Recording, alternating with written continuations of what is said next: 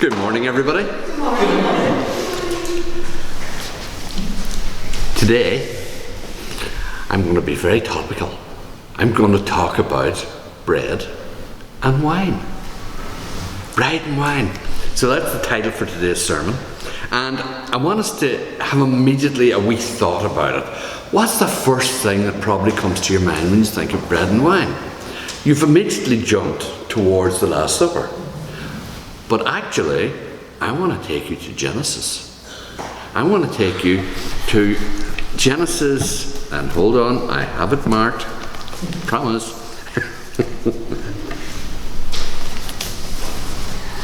Genesis 14, verse 18. Then Melchizedek, king of Salem, brought out bread and wine. He was the priest of the Most High God. And he blessed him and said, Blessed be Abraham of God Most High, possessor of heaven and earth, and blessed be God Most High, who delivered your enemies into your hands. Now, this is one of the first instances where we actually see bread and wine being specified as a Thanksgiving meal to God. And it's interesting to note that when Abraham meets Melchizedek, he has just come back from a battle. His nephew Lot had been taken capture along with all the possessions and people of Sodom and Gomorrah. They had been captured and taken away.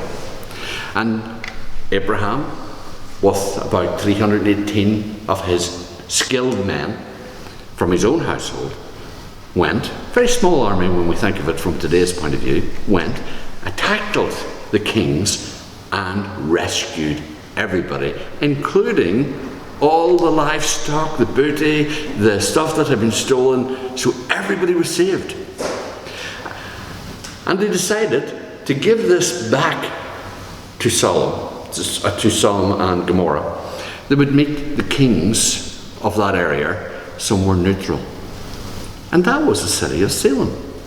Salem was the place chosen where they could all come together and discuss how to get these things back. And if we're familiar with the story, we know how it all began. It begins with the king of Solomon saying to Abram, Look, it's great that you've brought everything back.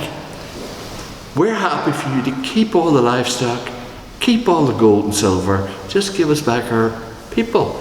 Our children, our wives, give them back to us, and we're happy with that as an arrangement. Now, you might think that was very generous of him, but it wasn't really, because he had just been defeated. He had suffered major loss, and he knew that from where he was standing, Abraham's small army, I remember he also had support from his allies, which we don't know how many of them there was, but we do know that there would have been maybe more than 380. These allies were with him, and so the king of Solomon was quite concerned that his cities could be taken over, and his land could be taken over, and all the rest, because they were now an opposing army with everything in their grasp. And so he's happy, he's trying to make a peace treaty with them. And during these discussions, Abraham has already said, Look, I don't want anything from you. Just that my allies have their portion, that would be right. And apart from what has already been eaten by my soldiers, by the members of my household already, my servants, you can have everything else back. And it's at this juncture that Melchizedek appears. Now, it's evident that Melchizedek is playing a mediator between the armies and between Abraham. And so when he brings the bread and wine out, this is symbolic of a meal. It's symbolic of a meal or a covenant meal. But Abraham's approach to Melchizedek is not only to recognize his authority, but also to note that he is the priest of the Most High God. And it's very important for us to understand this, because Melchizedek plays a very, very important role in the future outpouring of the blessings that will come through Israel to us today. But before we get into all of that, we want to look at a wee bit more about this bread and wine. The bread that would have been prepared had to be finestly ground flour. And that took time. It was the most expensive of the time. It would have been seasoned not just with salt, but also with a little bit of oil, just to help thing it. It had been mixed with a bit of water. Most of the time they didn't use yeast or leaven to bring it up. Most of the time, though sometimes there was exceptions.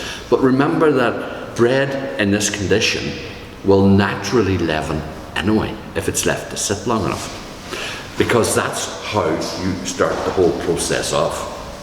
So it's usually fresh out of the ovens, bread that has been prepared and baked so it's not leavened, and it's taken down. But why wine? You might think, well, what was their reason for always having wine at these arrangements? Well, from our modern understanding, we could understand it as, a bit of showing off, get the whole thing going, nice bottle of wine, show that you have an understanding of the finer things in life. But that wasn't their mindset at all. You see, they had a wee problem. You could kill somebody if you give them a drink of water. Literally. Because water could go stagnant very quick in the type of heat that they were experiencing from time to time of the year. Plus, the rivers and streams, the big rivers and streams that would have flowed through their lands, had a tendency to start dropping in quantity of water, so the little inlets that went around the place dried up. So all your wells could go dry. You might have to get very deep wells to have water on a regular basis. And so you couldn't be sure always about the quality of the water. And the way around this, you needed something else. You had two choices. Milk, which is fresh when it comes out, but has a habit of going off, so it's hard to keep. And wine, which stays fresh because once it's made, it only improves with age, which is brilliant from their point of view. So wine was the optional choice when you were doing any of these things. It meant that your person was able to drink and eat and enjoy. So that was the concept of why bread and wine is used as a meal when making a covenant or an agreement, or even just between friends. All of these things were used. Abraham, however, learned a lot from Melchizedek. He learned that he was being blessed by the Most High God, and that the responsibilities of Melchizedek were going to pass through him to his descendants. Now, this is, we are told in the New Testament, Paul relates to this, that when Abraham made his tithe, now, it didn't cost him a penny. You must understand that from the start. A lot of people have a problem with this tithe of Abraham. They think that Abraham took all that he had and he tithed it. No, he didn't. He took all that he had just regained on behalf of the king of Solomon, and he took a tenth of it and gave it to the king of, or Melchizedek, who was the king of Salem. He did that. So he didn't actually give anything of his own, but he gave what would belong to the world's king as a payment, if you like, for his intercession and blessings. And so he recognized the authority of the king and gave it to him. Of course, Solomon's king couldn't actually have done anything because he hadn't got anything at the moment. He didn't have 2 brass halfpennies. He didn't even have his people. So he wasn't in a position to pay the toll as such. But Abraham paid it on his behalf with his own stuff. So it was all done, sorted, cleaned, all the rest. But we're told in the New Testament that when Abraham did that, his descendants, who would become the priests who would replace Melchizedek, the Levites, also paid tithes, recognizing the superiority of the older priesthood, of that priesthood that was before them. 430 years approximately before them. But that's a slightly different aspect to the story. The next time we see bread and wine, however, is again with Abraham. It's not as far away as you think from the book of Genesis. I'm just getting into this a bit here. Abraham he becomes aware of three men. He sees them in the distance and he approaches them and invites them to his camp for hospitality, to give them food. And when he's there, he says to Sarah, or Sarai at this time I think it was still, go out and prepare finest grain you've got, make the finest flour you've got, and prepare for a meal. Then he ordered the killing of lamb, and being an optical host, obviously there was going to be wine there as well, you can be sure of that. And he invited them to sit under the shade of the tree and wait until the meal was done. And they did. Now, one of the problems we have with this story is it becomes very apparent very quickly that Abraham knew who these individuals were. Now, the difficulty we have with that is because there were two angels and the Lord himself. So how did Abraham know two angels and the Lord himself had decided to have a visit with him? It was evident that he recognized at least one of them. So who had he met before that he had recognized as having authority and could speak on behalf of God? Melchizedek. So who actually is one of these strangers? It is none other than Now I'm not saying this is gospel. Please understand. I can't stand over this. I'm just giving you the evidence. It's none other than Melchizedek, because that's who Abraham recognizes. And if you met Melchizedek after you had been in a situation where he'd brought you out wine and bread and all the rest and had a meal with you, and he come to your house then to visit, well, you'd want to do the same thing back for him anyway, wouldn't you? That would be just a natural thing for hospitality. And he was being the gracious host. So he recognized who this man was. He recognized this man as the priest of the Most High God. And he also recognized that when the man was talking, he didn't always just talk as the priest. He talked almost as if he was God. And so this discussion about Sodom re-emerges. And remember, it was Sodom that we had been dealing with before. But now the problem was there was concerns reaching heaven about Sodom. And the concerns was that God now said, I've decided to go and investigate it myself. And he sent his two angels to do it. And we know the story. And we understand what happened to Sodom and Gomorrah as a result. But do you remember I said earlier that during that initial meal with Melchizedek, there was a passing of the priesthood to Abraham. The responsibilities of the priesthood was being passed to Abraham. We know this because, as I said, the New Testament confirms this, that it was passed at these periods. But now we see an amazing thing. Abraham starts to intercede on behalf of Sodom and Gomorrah. Now, I know from our perspective we're thinking, well, he knows lots there and he's trying to save his life. I understand that thinking. But that's not necessarily an accurate representation. He's met these people. He's seen the king of Sodom. He's interacted with their people. He's already saved them once. It would only be natural for him when he realizes that the Lord of glory, the Most High, is going down and possibly to bring a judgment against them, and that judgment might not come out the best for them, that he would intercede. And we find that's exactly what Abraham does. He starts to intercede. What if there were so many righteous men? And he brings it down to quite a number. He is persistent and he's heard.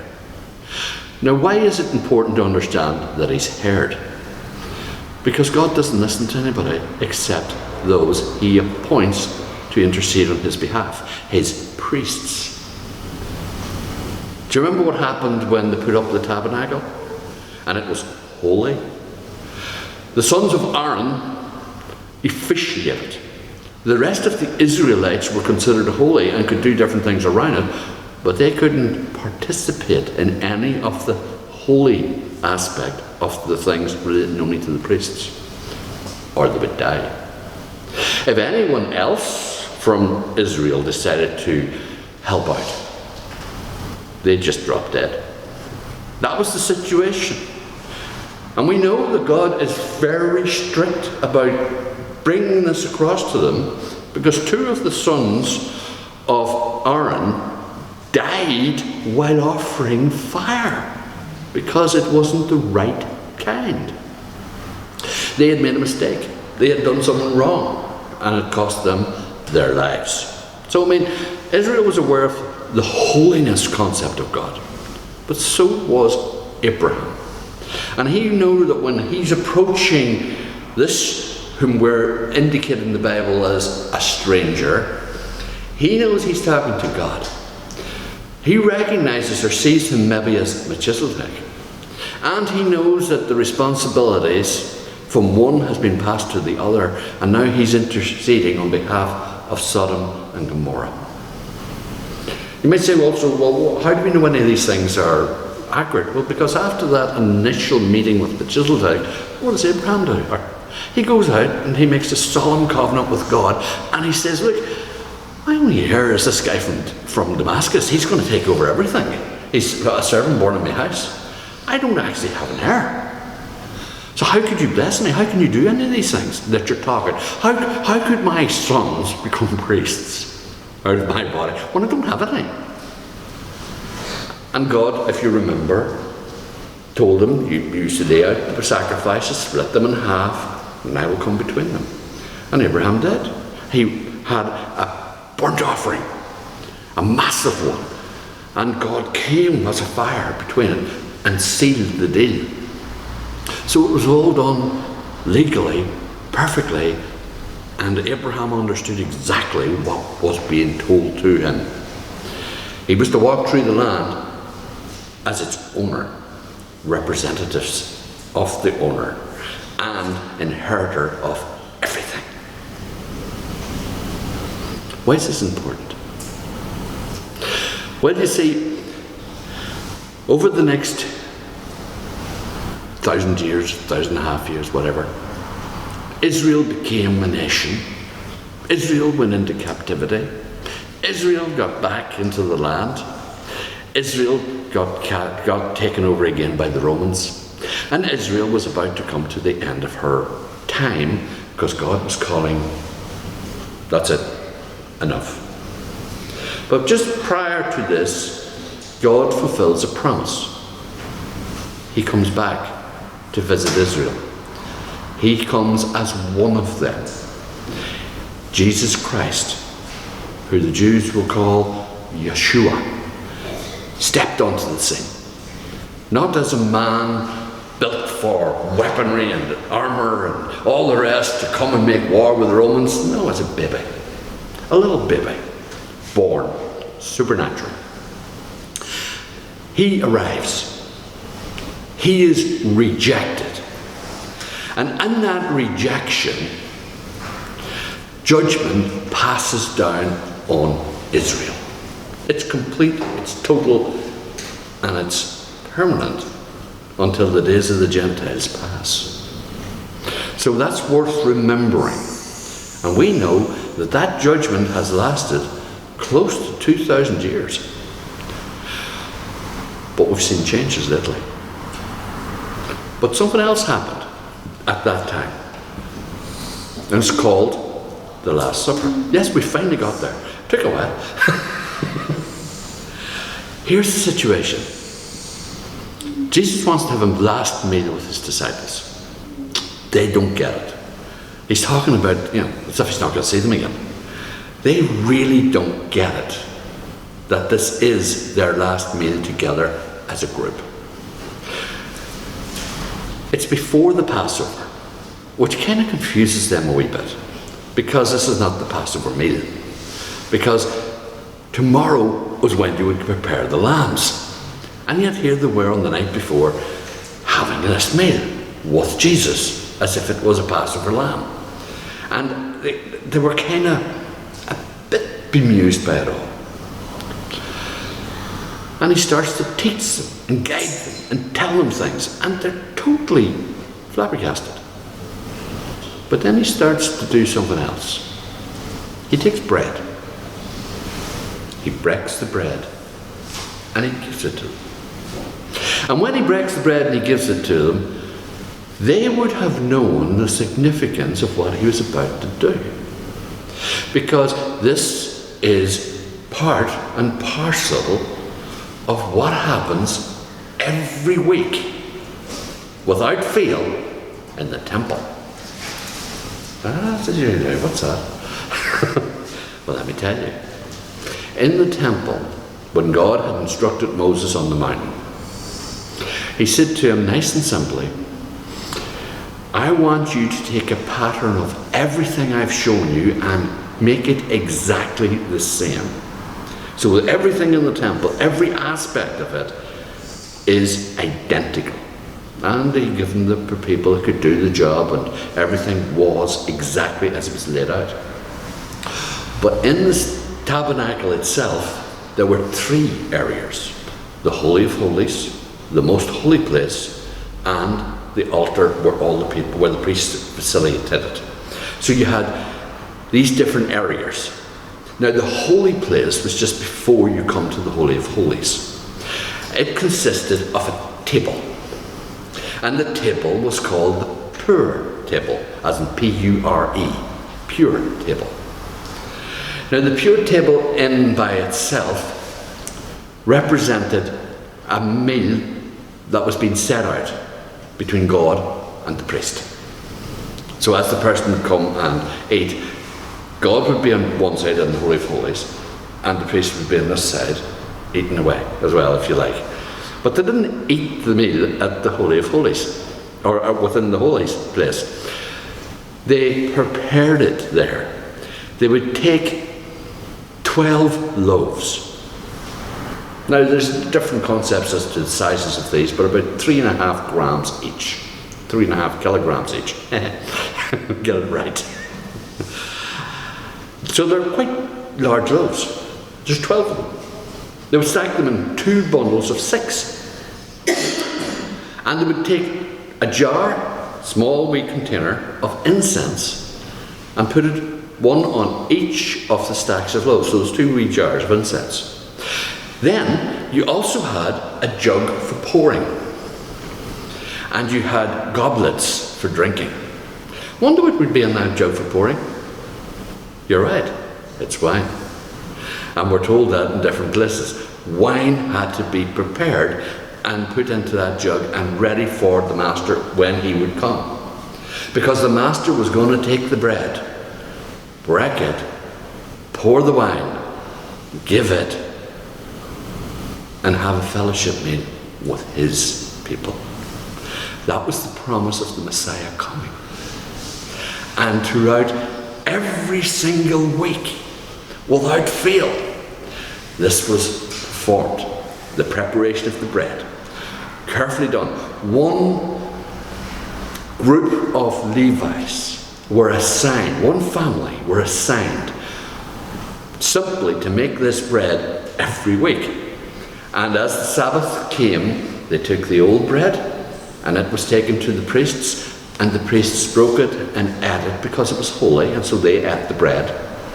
You might say, well, it was a wee bit off, it was a week old, but it's still good. This is the same bread that David, which Jesus pointed out, David broke the law in what he was given, and he ate it when he was running away from Saul. He actually got that bread rather than the priests. But then again, he is a direct ancestor to Jesus. And so part of the whole thing moving down, the priest king. We also see all of these concepts being brought together. So, when the disciples see Jesus breaking the loaf, they know exactly what's going on here. Now, they've seen him do this before, but they've seen him feed a multitude with it. They've seen him feed 5,000 men, not counting women and children, on one occasion, and 4,000 men, not counting women and children, on another occasion. They've saw him using 10 loaves of bread and 7 loaves of bread. They've saw him do different 5 loaves of bread at first, but that, my mistake, see, I got caught out. 5 loaves of bread and 7 loaves of bread. But the point is, he continually just broke it, gave it to them, until there was nobody left to feed. Then the bread stopped. And now as Jesus was breaking this here, they were remembering all these different things. They were thinking about all of these things. But he was telling them something different. I have longed to have this meal from you. How long? Well, since he last had it with Abraham was, maybe, you don't know. But he's longed to have had this meal with them because of who they are. Because the responsibility of representing the people was now being taken away from the Levites altogether. And it was being given to the church. And so this meal between the Lord and his people had to take place to signify this and to bring all this together. And so when we look at this establishment of this, we need to look very carefully, because he's bringing in this concept. This bread is my body. This wine is my blood. I'm in a new covenant with you.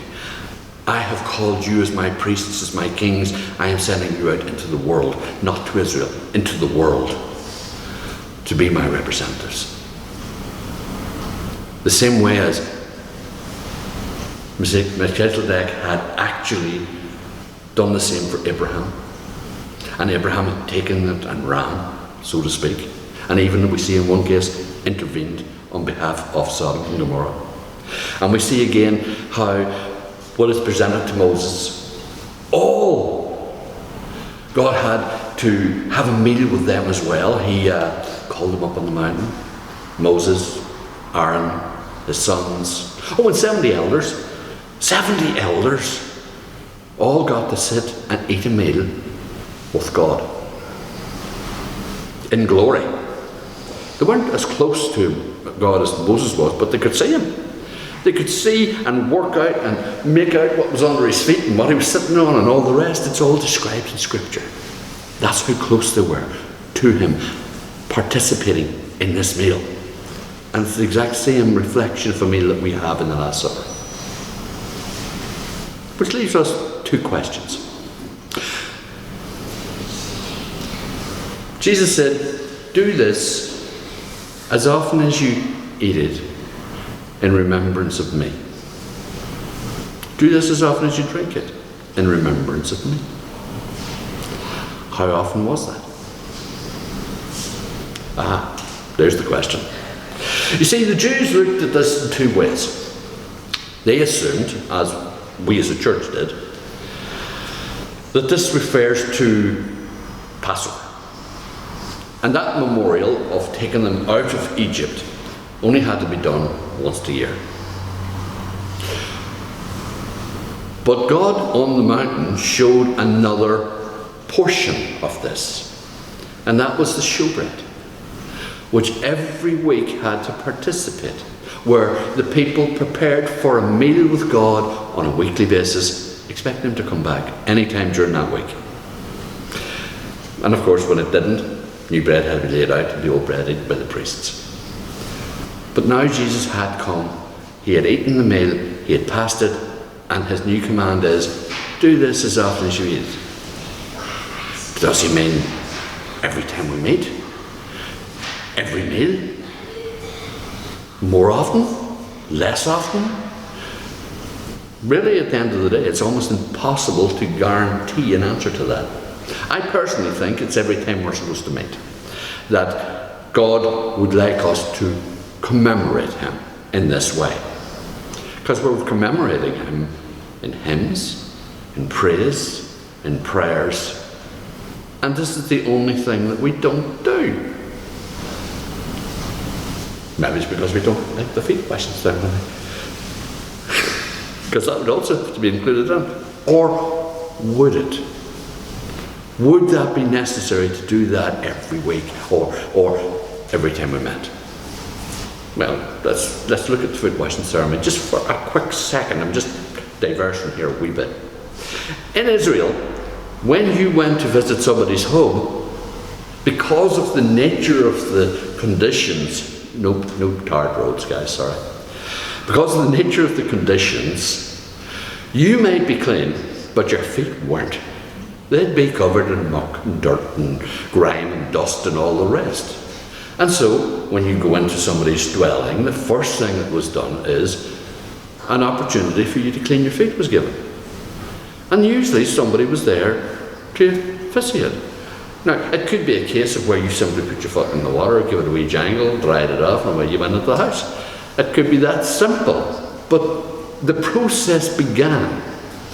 And Jesus commented to one of the Pharisees who had actually invited him to dinner one time, that he hadn't been offered this hospitality.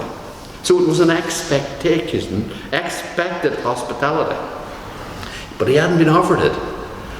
But another lady, who they all classed as a sinner, had washed his feet with her tears and dried them again with her hair, because it was important to her.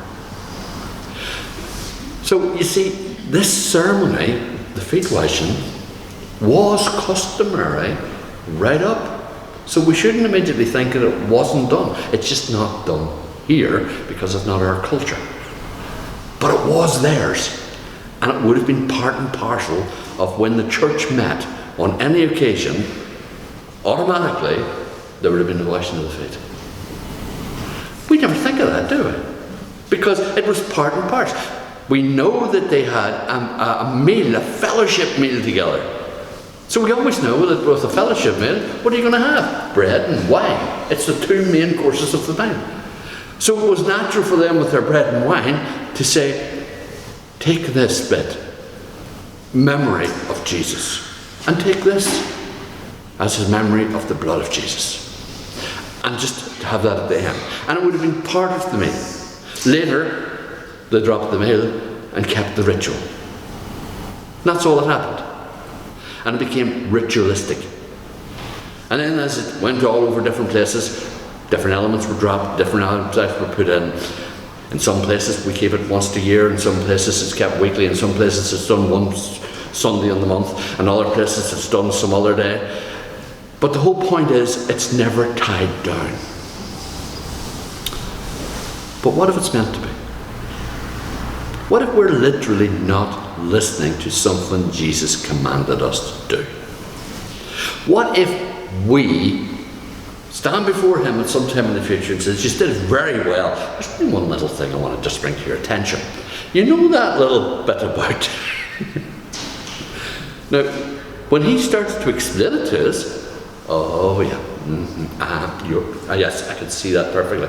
I'm so sorry. I didn't know it at the time. I couldn't understand it.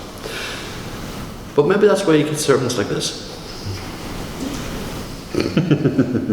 Just to give you that wee nudge.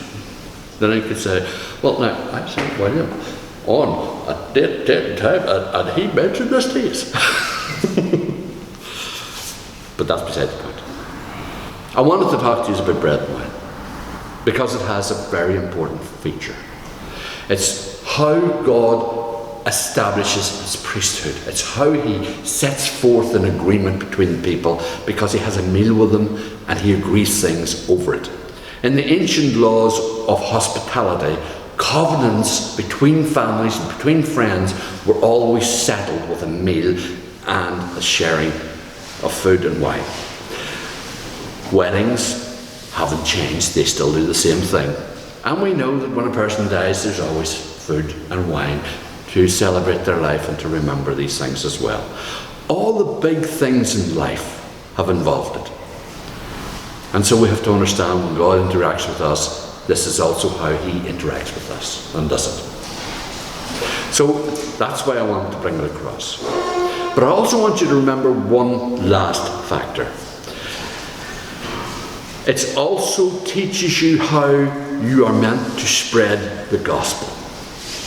The bread is beat fine. The flour is finest and the best quality flour you can get. Detailed teaching and understanding. The wine reminds you of the glorious blessings God has poured out upon us through Jesus Christ. And that's all we are to tell people. Teach them the truth, remind them of the blessings, and be that blessing to them by the gifts the Holy Spirit has poured out upon us. Thank you.